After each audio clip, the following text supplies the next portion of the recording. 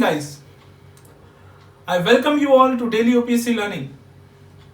We were reading Modern India and we have completed 80% of the other strands. अगर वो हमने ढंग से पढ़ लिया है तो ये जो लीनियर सीरीज है that is from 1857 to 1947 90 years of history, जिसमें mostly mains plus PT perspective से जो क्वेश्चंस आएंगे वो हम लोग बहुत अच्छे से कवर कर पाएंगे अगर हम लोगों ने अदर स्ट्रैंड्स बहुत अच्छे से समझ लिया हो तो। ठीक है, अब इसमें हम लोग ये सीरीज कैसे करेंगे? सबसे पहले तो हम लोग जाएंगे 1857 से लेके 1947 तक, प्लस इसमें PT specific pointers plus main specific कौन से क्वेश्चंस आ चुके हैं ऑलरेडी प्लस कौन से क्वेश्चंस आने के चांसेस हैं, ये हम लोग पढ़ेंगे। So without any further ado let us start with revolt of 1857। I hope इसके पहले आपने 1857 वाला वीडियो आपने देखा होगा जो मिडिवल इंडिया का लास्ट लेक्चर है। सो रिवोल्ट ऑफ 1857 क्या था? 1857 revolt was not a war of Indian independence, it was not to oust British India of this country, it was a sepoy mutiny. So ये आप conceptual point याद रखिएगा, mains में it was a sepoy mutiny, इसलिए इसे सीपॉय mutiny of 1857 भी कहते हैं। अब what were the causes of it? Causes हमने ऑलरेडी प्रीवियस लेक्चर्स में पढ़े थे कि British India introduced many economic as well as administrative reforms, जिसकी वजह से the nature of East India Company and British was so exploitative that people of India were very frustrated. The second was exploitation of peasantry. ये तो आपने politico administrative समझ लिया, that is doctrine of lapse by डेलाउजी and subsidiary alliance system by Wellesley, तो ये आप याद रखिएगा, it is a PT pointer. Second point is exploitation of peasantry. अब जितने भी थे that is for example pre British mostly peasants थे प्लस हैंडीक्राफ्ट वाले थे, that is art and architecture. अब इसमें क्या हुआ कि British commercialised agriculture plus British de industrialised India, that is why peasants were also exploited as well as handicrafts persons were also exploited, and that is why exploitation बहुत ज्यादा हो गया by permanent settlement, रेवतवारी settlement, महारवारी settlement and by commercialization of agriculture, monoculture, इस वजह से middle class and upper class were alienated. Why? Because firstly तो when British came they annexed princes, they declined the power of chieftains, they introduced new land revenue policy, that is permanent settlement वगैरह। अब land revenue policy introduce करने की वजह से क्या हुआ कि जो पुराने जो लोग थे higher caste, that is middle and upper caste, that is taluqdar, zamindar, handicraft people, their patronage first of all वो खत्म हो गया, and second is new class of leaders emerged और middleman emerged, that is money lenders and traders, they were the new exploitators of Indian people, and that is why जब revolt of 1857 हुआ तो they were the ones who were attacked by the people. Then after that sepoys were already present in uniform, तो वो लोग तो actually की commercialisation की वजह से उनका जॉब चले गया था, agriculture was not remunerative and that is why they took uniforms in the British Indian company. But conceptually तो वो उनकी फैमिली सारे तो पेजेंट्स ही थे, फार्मर्स ही थे, है ना, एंड वो लोग भी उनका ज्यादा ये प्रमोशन नहीं होता था क्योंकि सूबेदार तक कोई आगे बढ़ा ही नहीं, सूबेदार से आगे। Threat to religion, that is Christian missionaries जो आए थे 1813 1833 में, एंड उस वजह से फिर कन्वर्जन रेट चालू हो गया। Sati was abolished by William Bentinck, though it was progressive but Indians ने सोचा कि भाई हमारी चीजें हम खुद ही करेंगे, आप क्यों इंटरफेयर कर रहे हो, हमारा मैटर है, हम देख लेंगे। They introduce many educational reforms, they introduce that is western education, window remarriage को अलाउ कर दिया वगैरह वगैरह। तो Orthodox element they were very agitating. 1856 act ने बोला था कि ओवरसीज जो भी जाएंगे सिटीजन्स उन्हें एक एग्रीमेंट साइन करना पड़ेगा, लेकिन इन सम रिलीजन और in some sects the crossing of Indian borders was considered as breach of Indian religion, and that is why people were discontented upon 1856 act. अब हम लोग देखते हैं कि रीजन कौन सा था, तो ये ध्यान रखिए कि reason was this, that is eastern India, UP, Bihar, Bengal, these three areas were the most affected. बाकी western India, southern India ये सब इतना ज्यादा affected नहीं था। तो रिवोल्ट ऑफ 1857 में ये याद रखिएगा, ये मैप हमने दिया है जिसमें इजी लर्न करना इजी हो जाएगा। दिस इज दिल्ली, दिल्ली में Bahadur Shah two, he was a Mughal emperor and general Bakht Khan, he went from Bareilly to Bahadur Shah Zafar to provide legitimate leadership to Bahadur Shah two. Then after that Faizabad में मौलवी अहमदुल्ला थे। अवध में Birjis Qadir and Begum of Awadh. Jagdishpur in Bihar, इसमें कुंवर सिंह। रानी लक्ष्मीबाई ऑफ झांसी। कानपुर में नाना साहेब पेशवा एंड तात्या टोपे। बरेली में खान बहादुर and general Bakht Khan also. And Lucknow में बेगम हजरत महल। ये था area, that is leaders and there centres. अब इसके अलावा हम लोग देखेंगे क्रोनोलॉजी क्या थी। क्रोनोलॉजी ये थी कि सबसे पहला जो इशू था, मतलब ऐसे तो जो सिपाही म्यूटिनी थे या फिर जो डिस्कंटेंट था वो पहले से चलता आया, इसके पहले भी 2 बार हो चुका है, लेकिन फर्स्ट डिस्कंटेंट और first mutiny was done at Barrackpore, that is in 1825। Second Berhampore, जो मंगल पांडे मूवी देखी आमिर खान की, वो it was based on introduction of Royal Enfield rifles. फिर है औध रेजिमेंट में डिस्कंटेंट हुआ on the lines of this greased cartridges and this was the immediate reason. तो ये इमीडिएट रीजन आप याद रखिएगा, कौन सा, ग्रीस कार्ट्रिजेस वाला एपिसोड। फिर मेरठ में चालू हुआ डिस्कंटेंट, सिपाही म्यूटिनी, एंड वो चालू होके दिल्ली में गए। दिल्ली में क्यों गए? क्योंकि there was no leadership, central leadership नहीं था। So that is why to provide the legitimacy to Indian sipahi mutiny, people went to Delhi. Why? Because Delhi was the headquarter of Mughal emperor, that is Bahadur Shah two. सो उन्होंने उसे लेजिटिमाइज कर दिया कि भाई आप हमारे लीडर हो। अब इंपॉर्टेंट ये नहीं है कि किसने ज्वाइन किया, ये पीटी स्पेसिफिक पॉइंटर इंपॉर्टेंट इसलिए क्योंकि क्वेश्चन आ जाएगा कि हु डिड नॉट ज्वाइन और who join but did not join वाले ऑप्शन आएंगे, तो ये पीटी स्पेसिफिक पॉइंटर है। अब कौन कौन नहीं आया? Punjab and Gurkha regiments, they were the loyalist of British India. Six भी आए उसमें। South India remain quite. Merchants, intelligentsia, rulers, they supported British. अब रूलर्स में सिंधिया, होलकर वगैरह ये लोग थे। फिर उसके बाद एक्सेप्ट पेशवा, दैट इज नाना साहेब पेशवा वगैरह, ये लोग इंक्लूडिंग थे, लेकिन होलकर वगैरह ये लोग they were supporting British. Rajput, that is western India, Nizam, that is southern India.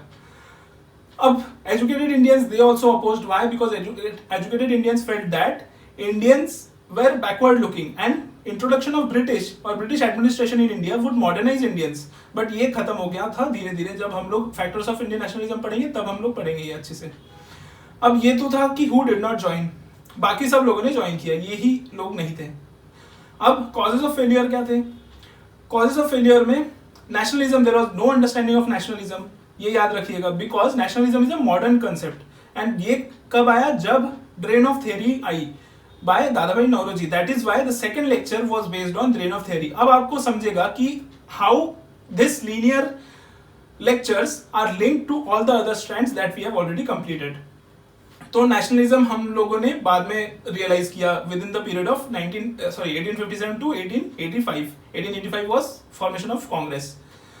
अब अंडरस्टैंडिंग ही नहीं थी। Understanding of what? Understanding of colonial rule. Unified programme was not there. Why? Because there were localised revolts, कि भाई गुस्सा आ गया, हमने revolt कर दिया। एक सेंट्रलाइज प्लान नहीं था।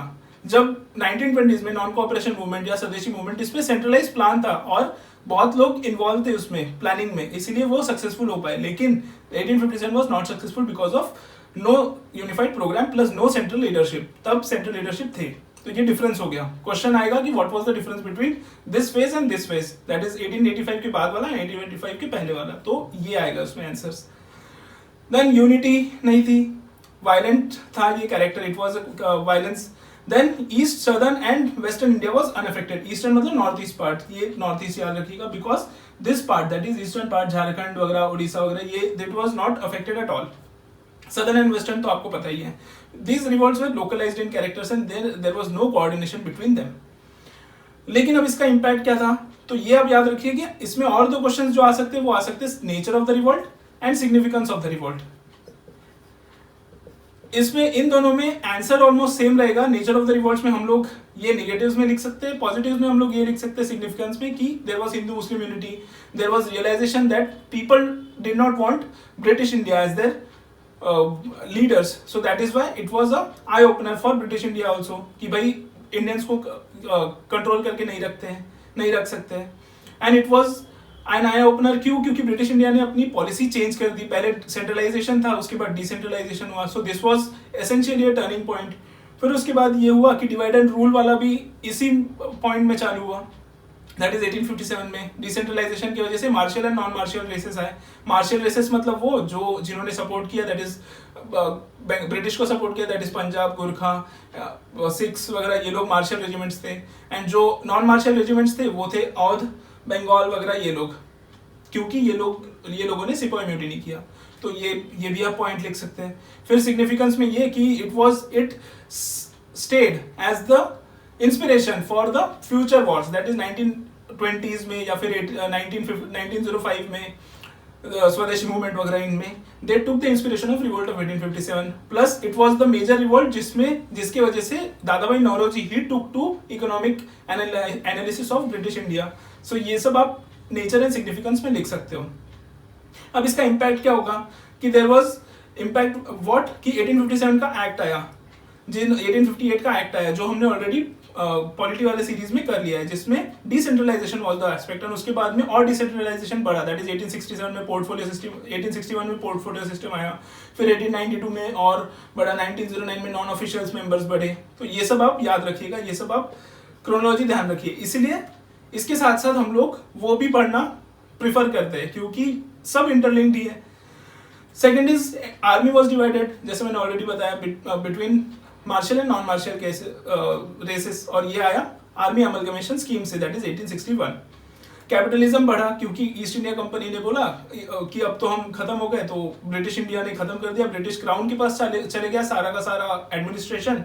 एंड कैपिटलिज्म, फर्स्ट टाइम जब कैपिटलिज्म आया था वो था 1813 में, क्योंकि commercialisation, that is East India Company as a commercialise body, ये खत्म कर दी गई थी, एक्सेप्ट टी और ट्रेडिंग विद चाइना, लेकिन 1833 में पूरा ही खत्म कर दिया था ट्रेड को। तो इस वजह से कैपिटलिज्म बढ़ गया एंड मर्केंटिलिज्म खत्म हो गया। रेशियलिज्म इंक्रीज हुआ क्योंकि रेसेस के हिसाब से हम लोग आर्मी डिवाइड करते थे, प्लस अभी जो रेशियलिज्म होती है ना इंडिया में, that is not because of Mughals, और that is not because of Delhi Sultanate और because of Gupta, that is because of British India only. Why? Because they thought कि व्हाइट मैन्स बर्डन, जो हमने किया ऑलरेडी कवर, उनका ये मानना था कि we are superior race and हमारी रिस्पॉन्सिबिलिटी है कि हम इन अनसिविलाइज बंदों को सिविलाइज बनाएं। दैट इज वाई रेशियलिज्म वाला जो एस्पेक्ट था वो ब्रिटिश इंडिया ने इंट्रोड्यूस किया इन इंडियन सिनेरियो। अब ब्रिटिश इंडिया सेड कि पहले तो ये लोग इंटरनल अफेयर्स में पार्टिसिपेट करते थे, that is Sati, window remarriage वगैरह वगैरह, लेकिन अब ये लोग इंटरनल अफेयर्स में पार्टिसिपेट नहीं करेंगे। तो ये हो गया इम्पैक्ट। अब उसके बाद में the most important impact was the Indian nationalism. अब हम लोग इसके फैक्टर्स पढ़ेंगे। इंडियन नेशनलिज्म क्या था? नेशनलिज्म, मॉडर्नाइजेशन, ये as a concept is feeling of oneness. Feeling of oneness मतलब कि हम भारतीय एक है, एक भारत श्रेष्ठ भारत, यूनिटी इन डाइवर्सिटी। ये जो फीलिंग है, that feeling is known as Indian nationalism. अब इंडियन नेशनलिज्म का जो रीजन है वो बहुत सारे हैं। सबसे इंपॉर्टेंट रीजन है drain of theory, that is by Dadabhai Naoroji. Why? Because Dadabhai Naoroji ही analyzed the economic scenario of British India and he convinced the people of India that British India are sucking up their capital and they are using it on them only. That is, तुम्हारा ही पैसा तुम पे लगा रहे हैं और बचा हुआ पैसा वो खुद ले जा रहे हैं। तो this feeling was explored by Dadabhai Naoroji in the drain of wealth theory. जो लिंक है that is given in the description below। तो आप drain of wealth theory इसलिए बहुत इंपॉर्टेंट है, ये मेंस पर्सपेक्टिव से हम लोग पढ़ रहे हैं। सेकंड इज, अब ये तो सबसे इंपॉर्टेंट पार्ट हो गया। Second was modernisation and politico economic administrative unification. अब कैसे? जो हमने third fourth lecture already cover कर लिया था, that is new communication lines है, टेलीग्राफ, रेलवेज, पोस्ट, ये सब ब्रिटिश ने लाया to administer better Indians in their own country. So ये एक मॉडर्नाइजेशन वाला एस्पेक्ट हो गया। पॉलिटिको इकोनॉमिक एडमिनिस्ट्रेटिव यूनिफिकेशन कैसे आया? Civil services, army, judiciary, police, ये सब इस इन आर्म्स के वजह से British could rule Indians in a better और efficient manner. Third is western thoughts and western education, that is it increase the understanding of Indians, that is like Indians like Raja Ram Mohan Roy, Dadabhai Naoroji, Swami Vivekananda. इन वजह से इन्होंने क्या किया था? They read everything and because of that they could understand the nature of the colonialism. Press and literature का हमने already बहुत एक अच्छा लेक्चर ले चुके हैं ऑलरेडी, एंड इस वजह से press and literature was the most important aspect. Why? Because even though people were not literate, the literate people of the villages, they used to sit in a sabha and they used to teach people or they used to read out loud the newspapers or what were the news of the country. So इतना ज़्यादा progressive थे उस time के लोग. And because of all this, nationalism was developing. अब third was Renaissance. Renaissance क्या था? It was the going back to the past glory of India. Going back to past glory कैसे? स्वामी विवेकानंद, राजा Ram Mohan Roy, RG Bhandarkar, they said कि Indians were better, in a better condition pre-British period और during pre-medieval period. फिर उसके बाद Indologist थे. Indologist मतलब study of India, जो Indian glory पे स्टडी करते, that is Max Muller, Sassoon, Roth, Monier William. ये इसलिए इंपॉर्टेंट है क्योंकि क्वेश्चन आ जाता है which were the following presidents of Indian National Congress, और उसमें इन चारों में से किसी एक का नाम दे देंगे तो वो तो होगा नहीं, तो ये इसीलिए पीटी पॉइंटर आप याद रखिए. सिक्स्थ वाज कि increase in middle class intelligentsia. अब पहले तो ये लोग जो थे ये सपोर्ट करते थे, उनको लगा कि British India will be modernising Indian people, but उनको जब पता चला कि they are actually exploitating, but plus साथ में इकोनॉमिक एक्सप्लॉइटेशन हो रहा था, मोनोकल्चर मतलब एग्रीकल्चर सिनारियो में भी कम ये ग्रोथ डिक्लाइन हो रही थी, साथ में डी इंडस्ट्रियलाइजेशन भी हो रहा था, साथ में सर्विस सेक्टर तो था ही नहीं कुछ, ऊपर से ये लोग हमारा ही पैसा हम पे ही यूज कर रहे थे. तो they were the people who led the post 1885 revolution. So ये आप याद रखिएगा. Then after that social religious reform movements, इसका बहुत ब्यूटीफुल लेक्चर्स हमने ऑलरेडी ले लिया है, 4 लेक्चर्स लिए हमने इस पे 10 मिनट्स के, and 40 minutes half an hour में आपका ये पूरा social religious reform movements cover हो जाएगा. इन्होंने भी इंस्पिरेशन दिया इंडियन सिटीजन्स को to fight for the country. Then European movements for also inspiration, like Greece, Italy, Ireland, इनमें रिवॉल्यूशन स्टार्ट हुआ जिस वजह से Indian people took inspiration from them. Racialism जो था, जो already legacy of revolt of 1857, martial and unmartial races, plus साथ में रेशियलिज्म का जो सबसे इंपॉर्टेंट एस्पेक्ट था वो था vernacular press act plus Indian arms act. ये याद रखिएगा कि ड्यूरिंग ब्रिटिश पीरियड और during post 1857 almost 169 vernacular papers were there, लेकिन वर्नाकुलर प्रेस एक्ट ने बोला कि डिस्क्रिमिनेशन करेंगे हम लोग वर्नाकुलर और इंडियन पेपर में, इस वजह से this was the most important aspect of the रेशियलिज्म.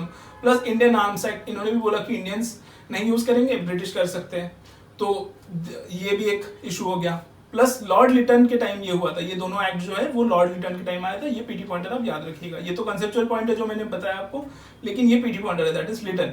And Lytton ने क्या किया, it reduce the age of Indian civil services from 21 to 19. And during Delhi Darbar famine was there in 1877, मतलब यहाँ पे फेमाइन चल रहा था, लोगों को खाने पीने को नहीं मिल रहा था, लोग मर रहे थे, और यहाँ पे ये दिल्ली दरबार रखा था to welcome the queen of Britain. So this was also a reactionary point. Then इसके बाद है इल्बर्ट बिल. अब इल्बर्ट बिल ने क्या बोला था, जो कोवेनेंट सिविल सर्विसेज होंगे Indians, they could try British subjects, and that is why this was vehemently opposed by in the parliament, and it was during Ripon. तो ये एक पॉइंट आप पीटी पॉइंटर याद रखिए. So this was all about revolt of 1857 and factors of Indian nationalism in PT as well as mains perspective. अगर इसमें कोई भी क्वेश्चन आ जाता है तो आप PT as well as mains में आप सॉल्व कर सकोगे. इसका नेक्स्ट लेक्चर हम लोग देखेंगे पॉलिटिक्स ऑफ एसोसिएशंस, जिसमें प्योरली पीटी पॉइंटर होगा वो, क्योंकि इसमें भी क्वेश्चंस आते हैं. वो एक पर्टिकुलर एस्पेक्ट है जिसमें क्वेश्चन पूछ लेंगे मैच द फॉलोइंग में. तो thank you guys, please spread it with maximum number of people. ये 3rd मई तक इंडियन हिस्ट्री सारा कंप्लीट हो जाएगा. तो आई होप आपकी पढ़ाई बहुत अच्छी चल रही है. Thank you. जय हिंद.